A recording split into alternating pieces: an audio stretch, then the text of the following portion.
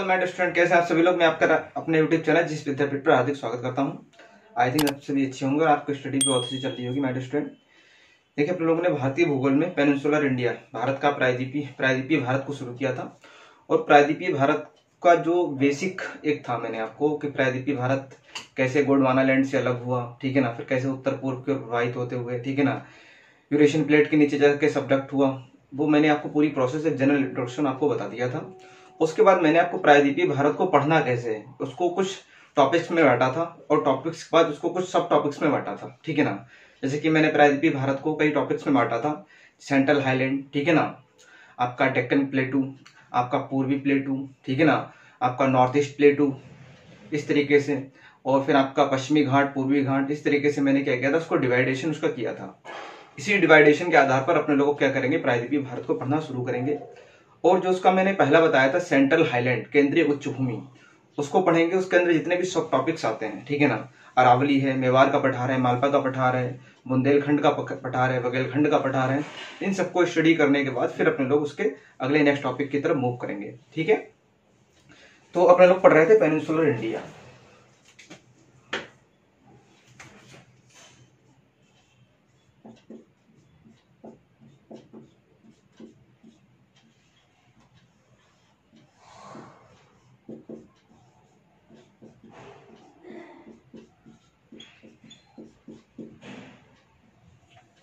प्रायद्वीपीय भारत,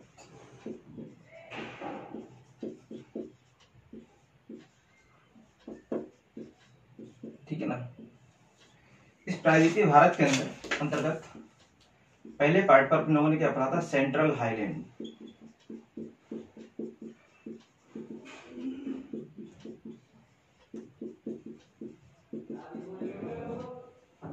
इसको बोलते हैं केंद्रीय उच्च भूमि।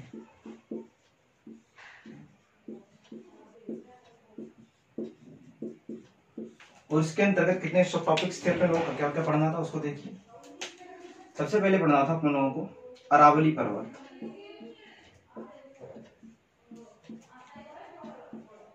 ठीक है ना।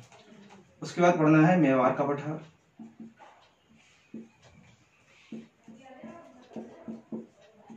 फिर मालवा का पठार,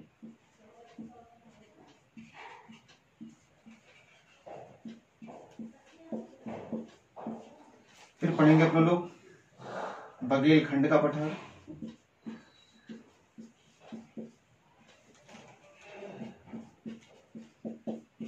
फिर पढ़ेंगे बुंदेलखंड का पठार।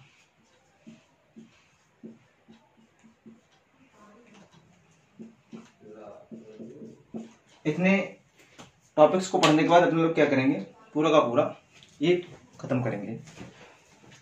अब देखिए, इसको इसके सबसे पहले मैपिंग कर लेते हैं ताकि अपन लोगों को ये चीजें अच्छे समझ में आ जाए, ठीक है।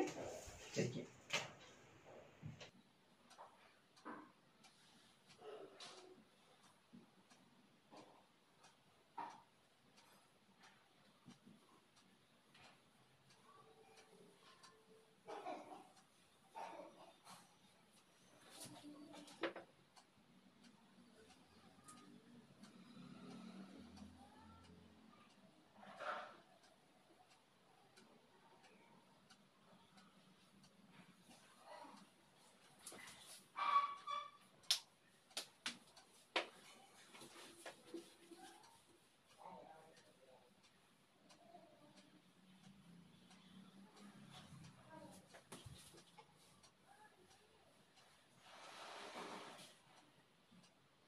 बन गया भारत का मैप, ठीक है ना। सबसे पहले इसकी मैपिंग करते हैं। देखिए, सबसे पहले आपको यहाँ पर क्या मिलेगा, यहाँ पर आपको इस तरीके से पर्वत श्रेणी मिलेगी ऐसे, ठीक है ना। फिर यहीं पर इसके नीचे जस्ट आपको इस तरीके से पठार मिलेगा, देखिए।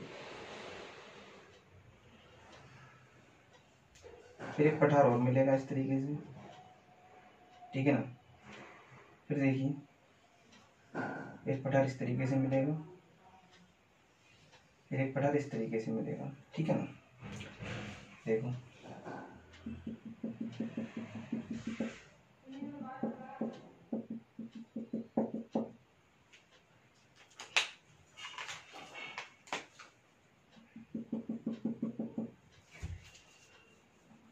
थोड़ा इसको इस तरीके से देखिए,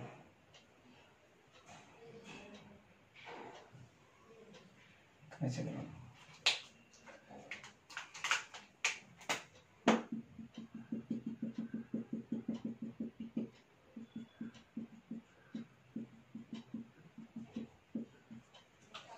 देखिए ये जो है इसको बोलते हैं अरावली रेंज। ये क्या है? ये है आपकी अरावली रेंज।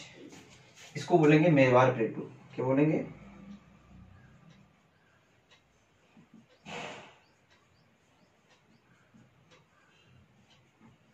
ठीक है ना।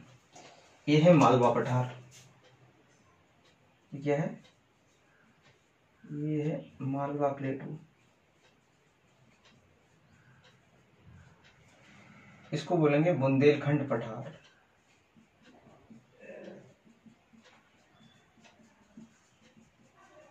ठीक है ना। इसको बोलेंगे बघेलखंड।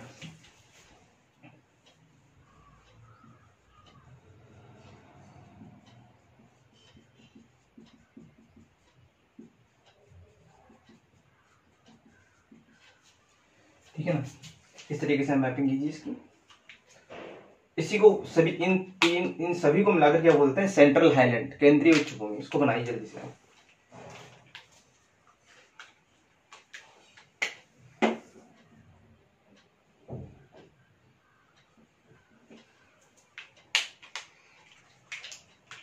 तो नंबर 1 पे अरावली हो गई।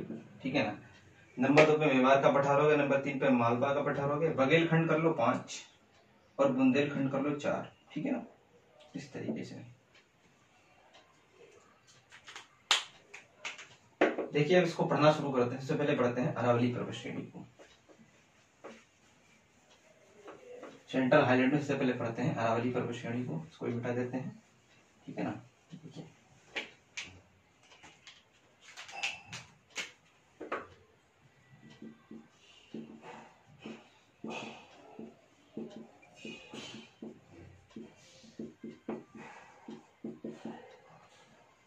अरावली पर्वत श्रेणी।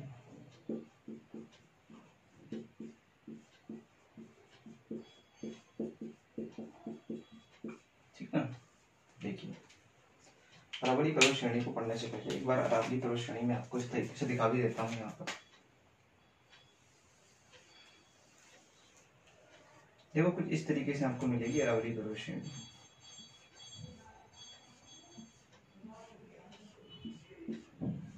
ठीक है ना।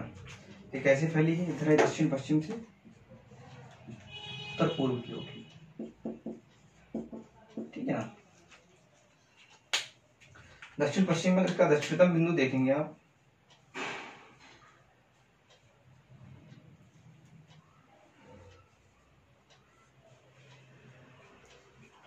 अगर इसका दक्षिणतम बिंदु देखेंगे तो आपको मिलेगा, ये मिलेगा यहाँ पालमपुर गुजरात। ये मिलेगा।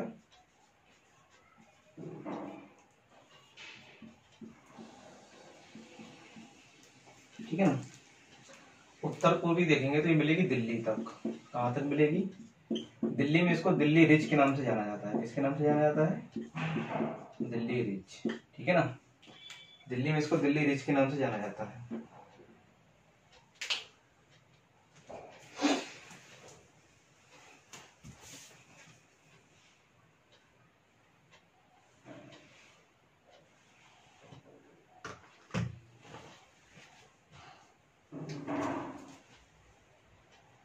देखिए, इससे पहले इसका विस्तार देखते हैं कितने राज्यों में है। विस्तार की बात करें, सबसे पहले तो अगर यूटी में देखेंगे तो ये आपको दिल्ली में मिलेगी। कहाँ मिलेगी? दिल्ली में मिलेगी। और राज्यों की बात करें तो ये आपको मिलेगी गुजरात में। ठीक है ना। हरियाणा में और राजस्थान में। इसका मैक्सिमम पार्ट कहाँ है? मैक्सिमम पार्ट जो है वो है राजस्थान में। कहाँ है? राजस्थान में। यानी कि 3 राज्यों में और एक केंद्र शासित प्रदेश यानी कि यूटी में आपको ये पूरी अरावली पर्वत श्रेणी देखने को मिलेगी। ठीक है। देखिए फिर इसके बारे में, अरावली जो है ये विश्व की सबसे प्राचीनतम बलित पर्वत है। कैसा है? विश्व का प्राचीनतम वलित पर्वत है। ये विश्व का प्राचीनतम वलित पर्वत है। विश्व का जो प्राचीनतम वलित पर्वत है, तो अगर इसका देखेंगे उस टाइम विस्तार कहां से कहां तक था, एंशिएंट टाइम में, ठीक है ना। तो इसका विस्तार जो था वो हिमालय के गिरिपाद से लेकर, हिमालय के गिरिपाद का मतलब है शिवालिक हिमालय, हिमालय के गिरिपाद से लेकर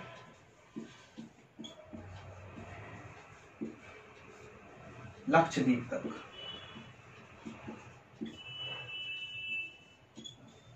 इसका विस्तार कहां से कहां तक था, हिमालय के गिरिपाद से लेकर लक्षद्वीप तक इसका विस्तार था। पहले इतनी बड़े एरिया में हमारा अरावली पर्वत श्रेणी जो थी वो विस्तृत थी, फैली हुई थी। लेकिन फिर इसमें क्या हुआ, इसमें इरोजन हुआ, ठीक है ना, अपक्षय हुआ, इरोजन हुआ। उसकी वजह से क्या हुआ, अरावली पर्वत श्रेणी जो है वो धीरे धीरे टूट फूट कर खत्म होने लगी और वर्तमान में क्या है, एक रेसिडुअल माउंटेन है, ये अवशिष्ट पर्वत है, ठीक है ना। विश्व का प्राचीनतम वलित पर्वत है, हिमालय के गिरिपाद से लेकर लक्षद्वीप तक इसका विस्तार था, ठीक है ना। लेकिन वर्तमान में लिखिए, लेकिन वर्तमान में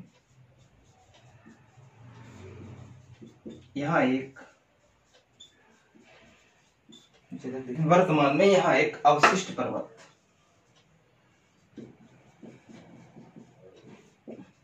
अवशिष्ट पर्वत, इसको बोलते हैं रेसिडुअल माउंटेन।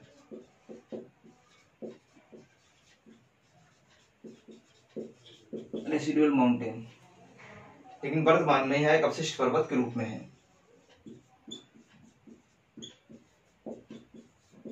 ठीक है। वर्तमान में कहा, ये एक अवशिष्ट पर्वत के रूप में है। कितना नोट कीजिए आप।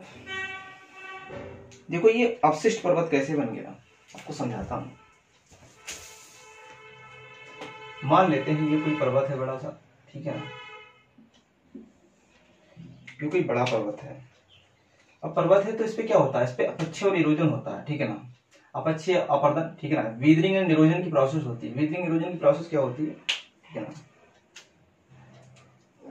मान लेते हैं यहां से क्या हो रहा है, सनलाइट भी इस पर पड़ रही है इस तरीके से, ठीक है ना, सनलाइट भी इस पे पड़ेगी इस तरीके से।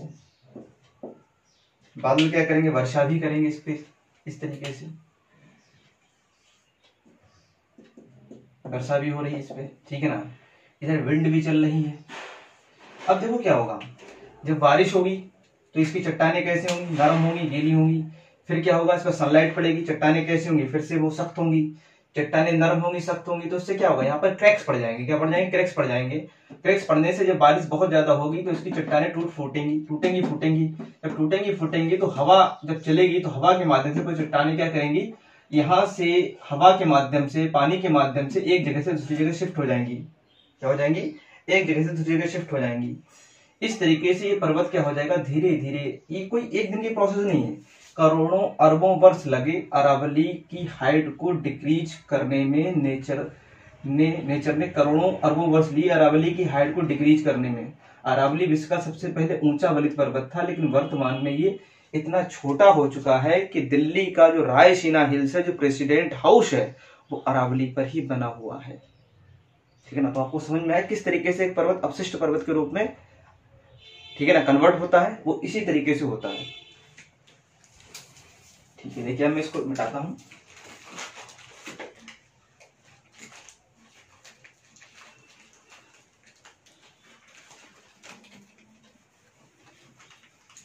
अब देखिए अरावली की उत्तर पूर्व में हाइट जो है वो बहुत कम है। उत्तर पूर्व में इसकी हाइट जो है वो कम है, और दक्षिण पश्चिम इसकी हाइट कैसी है, इसकी हाइट ज्यादा है। उसका कारण क्या है, दरअसल इसके उत्तर पूर्व में जो खनिज पाए जाते हैं वो नॉन मेटेलिक खनिज पाए जाते हैं, आधात्विक खनिज पाए जाते हैं। और जो दक्षिणी पार्ट है उसमें जो है वो मेटेलिक खनिज पाए जाते हैं, मेटेलिक मिनरल्स पाए जाते हैं, यानी कि धात्विक खनिज पाए जाते हैं। आधात्विक खनिज जो कैसे होते हैं, वो बहुत ही मुलायम होते हैं, चूना पत्थर है, डोलामाइट है, ठीक है ना, सेलखड़ी है, ये सारी चीजें पाई जाती हैं। धात्विक खनिज में जैसे आयरन ओर है, ठीक है ना, आपकी मैग्नीज है, ठीक है ना, स्टील है, ये सब धात्विक खनिज पाए जाते हैं। तो यहाँ पर ये चट्टानें काफी कैसी हैं सख्त हैं, तो इनका इरोजन उतना नहीं हो पाया जितना उत्तर पूर्वी चट्टानों का इरोजन हुआ। तो यहाँ पर हाइट कैसी हो गई, बहुत डिक्रीज हो गई, और यहाँ पर हाइट कैसी थी, यहाँ पर हाइट उतनी डिक्रीज नहीं हो पाई जितने की उत्तर पूर्व में हो गई। यही कारण है कि उत्तर पूर्व में अरावली की हाइट बहुत ज्यादा कम है, और इसी वजह से जब आप उत्तर पूर्व में दिल्ली के साइड में अरावली को देखेंगे तो अरावली हाइट इतनी कम हो गई है कि यहाँ पर दिल्ली रिज में जो रायसीना हिल्स है,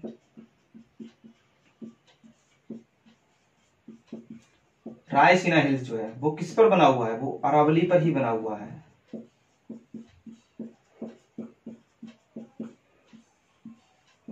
इसको प्रेसिडेंट हाउस बोलते हैं।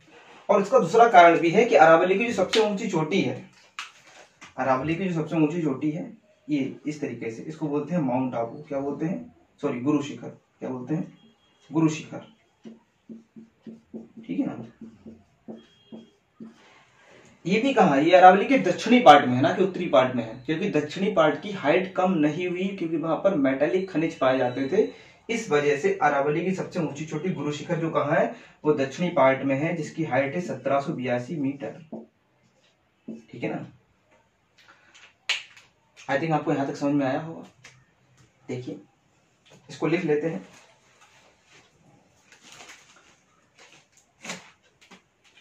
तो इस तरीके से लिखते हैं, अरावली जो है वो नॉर्थ ईस्ट में, इसकी हाइट कैसी है, इसकी हाइट काफी कम है। हाइट काफी कम होने की वजह से रायसीना हिल्स,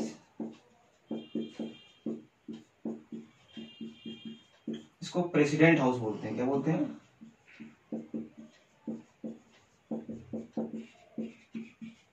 इसी पर बना है, इसी पर स्थित है, ठीक है ना। और अरावली को आप साउथ वेस्ट में देखेंगे, साउथ वेस्ट में हाइट कैसी है, हाइट ज्यादा है। इसी वजह से जो अरावली की हाईएस्ट पीक है, हाईएस्ट पीक, ठीक है ना, गुरु शिखर,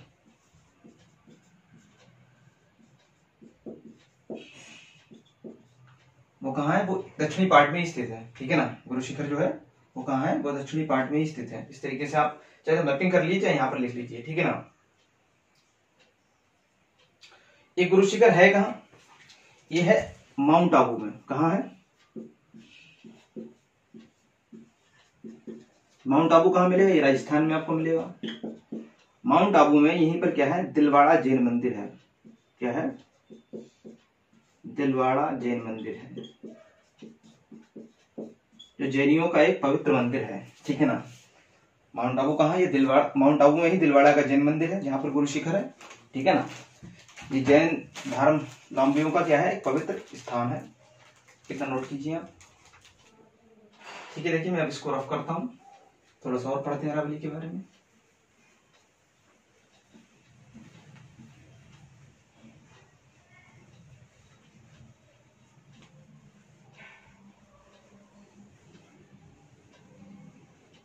देखो अरावली के वेस्ट में आपको क्या मिलेगा, इधर मिलेगा आपको थार का मरुस्थल। क्या मिलेगा,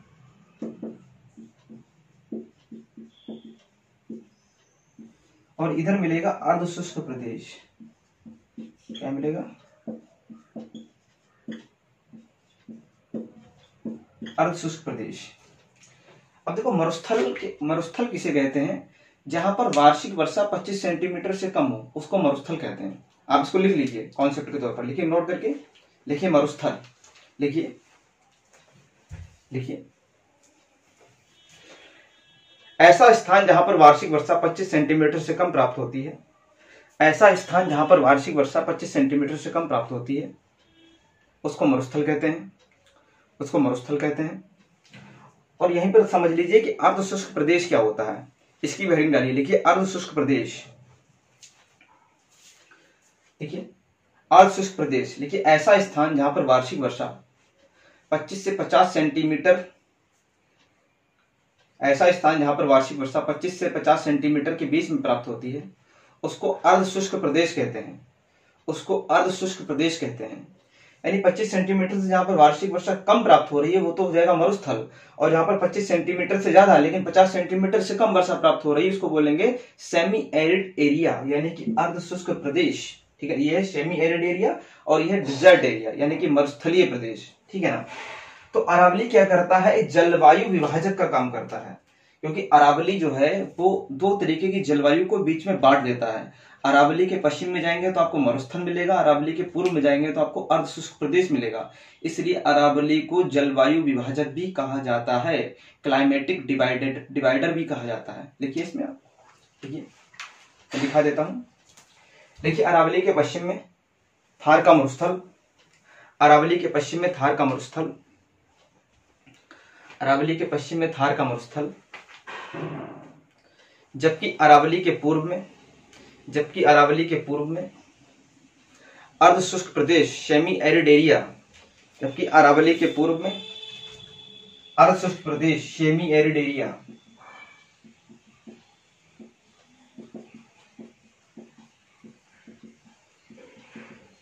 सेमी एरिड एरिया अर्धशुष्क प्रदेश पाया जाता है, अर्धशुष्क प्रदेश पाया जाता है, जिससे अरावली को जलवायु विभाजक क्लाइमेटिक डिवाइडर भी कहा जाता है,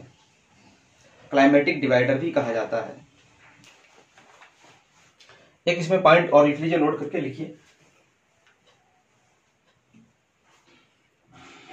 देखिए अरावली के पास से ही लूनी नदी व बनास नदी का उद्गम होता है, अरावली के पास से ही लूनी नदी व बनास नदी का उद्गम होता है, अरावली के पास से ही लूनी नदी व बनास नदी का उद्गम होता है। तो ठीक है मेरे स्टूडेंट, अरावली के बारे में मैंने आपको पूरी डिटेल बता दी, उसकी मैपिंग भी करा दी अच्छे से, और यहाँ पर मैंने आपको मैप में भी समझा दिया अरावली के बारे में, उसका विस्तार भी समझा दिया। ठीक है ना, और अरावली से संबंधित जितने भी फैक्ट थे वो सारे फैक्ट आपको समझा दिए। ठीक है ना, तो आज इतना ही रखते हैं, मिलते हैं नेक्स्ट वीडियो में। और अपने लोग नेक्स्ट वीडियो में मेवाड़ का प्लेटू और मालवा का प्लेटू इन दोनों को कवर करेंगे। फिर उसके अगले वीडियो में अपने लोग बुंदेलखंड और बघेलखंड प्लेटू इन दोनों को कवर कर लेंगे। तो हमारा सेंट्रल हाईलैंड का जो पार्ट है प्रायद्वीपीय भारत का वो पूरी तरीके से कवर हो जाएगा। फिर अपने लोग चलेंगे पूर्वी पठार की तरफ या पूर्वोत्तर पठार की तरफ। ठीक है ना, आप लोग क्रम से चलते हुए फिर उनको कवर करेंगे। ओके, तो मिलते हैं आपसे नेक्स्ट वीडियो में, तब तक अपना ख्याल रखिए। Okay, good bye, take care.